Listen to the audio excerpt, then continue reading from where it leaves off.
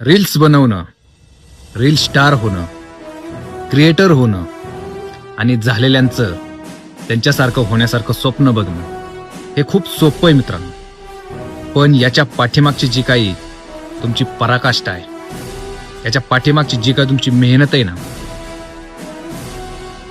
ती खूप वाईट आहे. इथपर्यंत पोचायचं असेल ना तर तुम्हाला अनेक गोष्टींना संघर्ष करत करत तिथं जावं लागतं. आज जे पण हे मोठमोठे क्रिएटर आहेत ना, त्यांचा थोडा अभ्यास करा.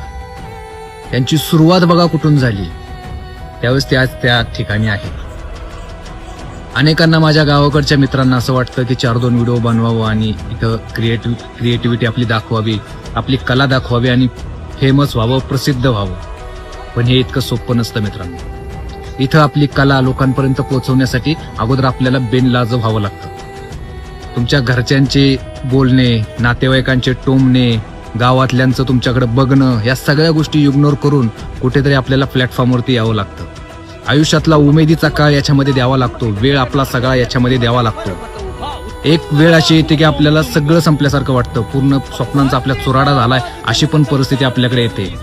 पण त्याही परिस्थितीत आपल्याला उभं राहिलं पाहिजे, उभं राहता आलं पाहिजे.